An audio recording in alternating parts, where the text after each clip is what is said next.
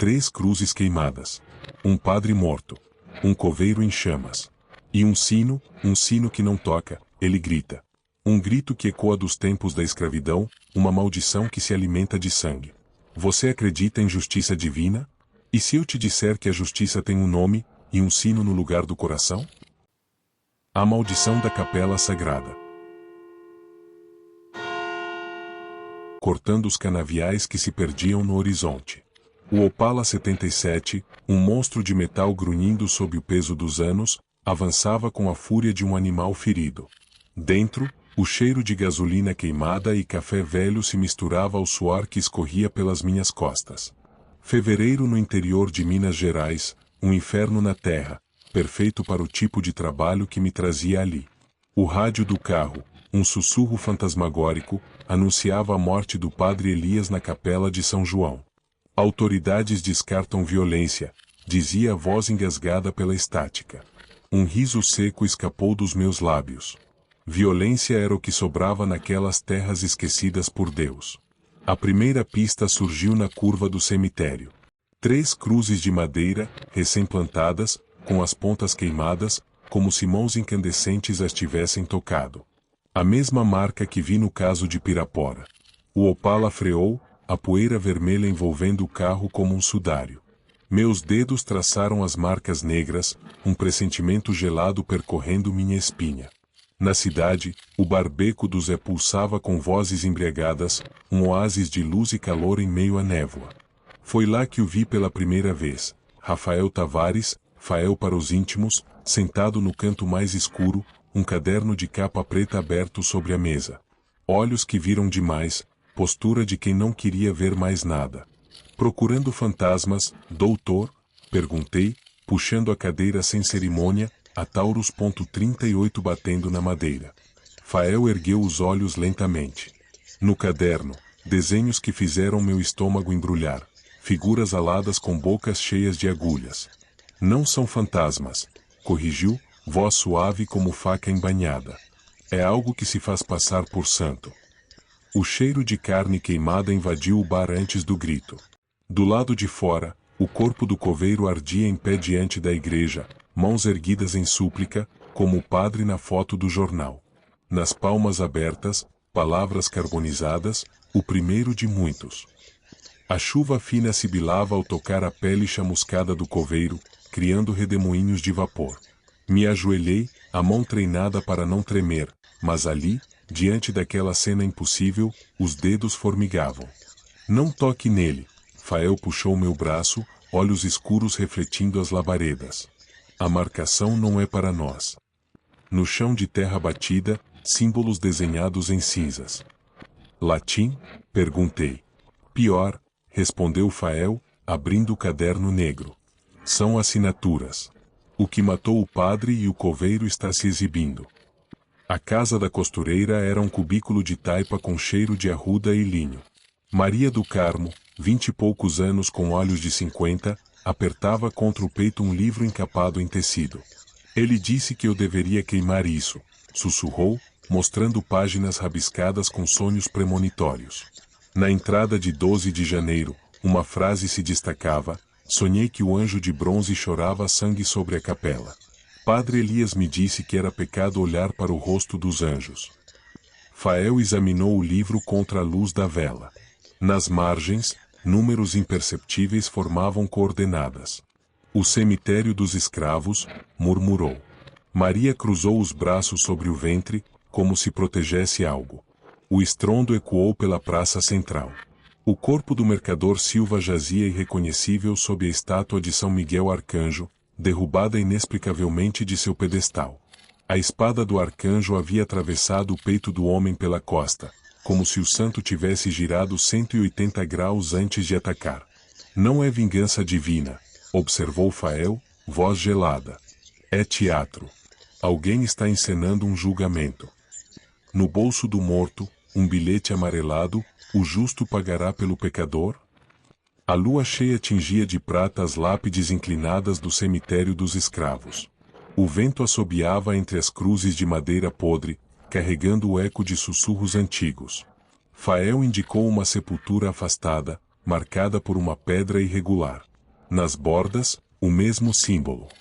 Cavei com as mãos, sentindo a terra úmida grudar sob minhas unhas. Um calafrio percorreu minha espinha quando meus dedos encontraram um objeto enterrado. Um sino de bronze, pequeno e enegrecido, amarrado por uma corrente de ferro. É um sino de morto, explicou Fael. Usado para anunciar execuções nos tempos da senzala. O som que emanou quando o sino balançou não era metálico, mas um gemido humano, prolongado e agonizante. Das sombras entre os túmulos, 3 figuras emergiram. Dona Geni, a benzedeira, seu Nivaldo, o rezador, e Maria, agora com os cabelos brancos como neve. Vocês despertaram o que não deviam, advertiu Dona Geni, apontando para o sino. Ele guarda a promessa de sangue dos tempos do cativeiro. Através da narrativa de seu Nivaldo, vislumbramos o passado. Um escravo chamado José do Sinal, acusado de envenenar o capitão do mato. Antes de ser enforcado, jurou que os justos pagariam pelos pecadores em cada geração. Seu sino de execução foi enterrado em solo sagrado para conter sua maldição. E o padre Elias? Perguntei. Leu os registros secretos da igreja, respondeu Maria, voz rouca. Descobriu que o capitão do mato era meu tataravô. Quando Fael tocou o sino pela segunda vez, as velas se apagaram. No escuro, algo frio e segmentado passou sobre nossos rostos como as pernas de uma aranha gigante. Dona Geni gritou uma reza em latim macarrônico quando as lápides começaram a tremer. No centro do cemitério, o solo se abriu em uma fenda negra. Ele vem, gritou seu Nivaldo, caindo de joelhos. O caboclo do sinal vem cobrar sua dívida. O arquivo da igreja de São João cheirava a mofo e cera derretida. Arrombei o cadeado enferrujado, revelando uma sala com pilhas de livros antigos. Fael encontrou o volume encadernado em couro preto, Confessione Secretum, de 1890 a 1990. Cada nome estava marcado com um símbolo diferente. Padre Elias, conhecimento profano, coveiro Tião, violação de túmulos, mercador Silva, engano aos órfãos, e no final, Maria do Carmo, o último sangue da linhagem. Não é um anjo, nem um demônio, explicou Fael, mostrando uma ilustração do livro. É um justiceiro, espírito de escravo que julga os descendentes dos opressores. O desenho mostrava um homem negro com mãos transformadas em sinos, enforcado sobre uma capela em chamas. Na margem, uma nota do padre Elias: a maldição se renova a cada 50 anos. Só cessa quando não resta sangue da linhagem amaldiçoada. O primeiro sino soou do lado de fora, um som rouco e estridente. Os bancos de madeira da igreja estavam arranhados por garras invisíveis. No altar, o cálice de vinho havia transbordado em filetes vermelhos que formavam palavras no mármore: 3 faltam. Está seguindo o ritual do enforcamento, disse Fael, folheando o livro. José do Sinal executou 7 pessoas antes de ser capturado. Ele vai completar o número. Na casa de Maria, o chão estava coberto por retalhos de tecido branco, cortados em forma de mortalhas. Maria sentada no meio do caos, costurando freneticamente. Estou preparando seus vestidos. Sorriu, mostrando 3 conjuntos de roupas brancas manchadas de terra. Para quando vocês se juntarem a ele no túmulo. Nos olhos dela, o mesmo brilho prateado que vi nas estátuas da igreja. Quando tentei segurá-la, Maria soltou um grito que fez os vidros da casa estilhaçarem: ele vem com o vento. A tempestade chegou sem aviso. Chuva torrencial batia nas lápides do cemitério enquanto eu arrastava Maria pelos braços. Fael corria à frente, o sino de bronze tilintando na cintura. Lá, apontou para a árvore de pau-brasil no centro do cemitério. O local da execução original. Maria soltou um riso que não era dela. Seus olhos prateados brilhavam no escuro. Vocês não estão na lista, disse com voz tripla. Mas podem ser testemunhas. Da fenda negra, emergiram 7 figuras enforcadas, cada uma com mãos transformadas em sinos de bronze, cordas de cânhamo cravadas no pescoço e bocas costuradas com fio de cobre. Fael leu em voz alta: José do Sinal, condenado em 12 de julho de 1792 por feitiçaria e rebelião. As figuras se curvaram em uníssono. A última rasgou as costuras da boca, libertando um grito que fez o sino de Fael explodir em estilhaços. Disparei 3 tiros de sal grosso contra as criaturas. O primeiro silenciou os sinos-mãos, o segundo queimou as cordas, o terceiro falhou. Maria o justiceiro avançou, dedos alongando-se em ganchos de ferro. Fael reagiu com o Pater Noster ao contrário. O chão engoliu 5 das figuras. Mas as 2 últimas fundiram-se no corpo de Maria, fazendo-a levitar sobre a árvore de forca. No peito de Maria, pulsando sob a pele, o sino original de José. Nas páginas do livro de Fael, a verdadeira maldição, até que um inocente tome voluntariamente o lugar do condenado. Quando o justiceiro mergulhou em nossa direção, atirei no livro que Fael segurava. O impacto criou uma explosão de páginas voando, formando um círculo protetor de papel sagrado. Por um instante, vimos a verdadeira forma do justiceiro, um homem negro idoso, com marcas de chicote formando cruzes nas costas, chorando lágrimas de bronze. A madrugada chegava quando o corpo de Maria caiu da árvore de forca, envolvido em fumaça âmbar. O sino de bronze em seu peito pulsava como um coração metálico. Ele ainda está nela, disse Fael. O justiceiro não vai embora enquanto houver sangue da linhagem amaldiçoada. Maria acordou, lágrimas grossas como piches correndo pelo rosto. Eu, lembro, disse ela. Lembro dos 7 que meu ancestral matou. Dos corpos pendurados na senzala. Fael mostrou a ela a verdade escrita pelo padre Elias. A maldição só se quebra quando um inocente assume a culpa dos condenados. 3 elementos foram preparados no centro do cemitério.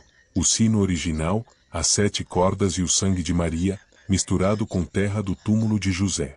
Dona Geni liderou o canto em dialeto banto enquanto Maria subia na árvore de forca. Não, gritei, mas Fael me segurou. Ela é inocente. Justamente por isso, sussurrou Fael, mostrando como as cordas se recusavam a tocar o pescoço de Maria. Quando Maria colocou o sino sobre o coração e recitou os nomes dos 7 executados por José do Sinal, algo extraordinário aconteceu. As cordas se enrolaram no sino, não nela. Marcas de chicote apareceram em sua pele, e depois cicatrizavam sozinhas. Uma voz ecoou do subsolo, dívida paga. O justiceiro emergiu pela última vez, agora como José em sua forma humana. Seus dedos tocaram a testa de Maria em uma bênção silenciosa antes de se dissipar em pó dourado. Ao amanhecer, Fael encontrou uma carta enterrada sob a árvore, escrita por José do Sinal. Não foi veneno. Era antídoto. O capitão morreu porque recusou a cura. Maria caiu de joelhos, lavada em lágrimas puras. A maldição nunca foi sobre vingança, mas sobre a verdade soterrada. O sol nascia sobre São João das Almas quando empacotei a última das relíquias amaldiçoadas. Fael observava a vila ao longe, onde os primeiros moradores começavam a se agitar. Maria se aproximou do carro, levando um embrulho de pano, pães de queijo ainda quentes. Pra viagem, disse ela, olhos humanos, cansados, mas em paz. O Opala pegou a estrada de terra, deixando para trás a vila e seus segredos. Fael abriu o embrulho, revelando o pequeno sino de Maria, agora sem poder, apenas uma lembrança. No fundo do sino, uma inscrição: a justiça que cura é mais pesada que a que condena. Acelerei na curva, o rádio sintonizando em estática. Por um instante, entre os chiados, ouvimos 7 badaladas distantes. Fael olhou para trás. Na estrada vazia, apenas poeira e luz. Para onde agora? Perguntou. Mostrei a ele um recorte de jornal sobre desaparecimentos em uma cidade litorânea. Onde mais? Respondi. Para a próxima história mal contada.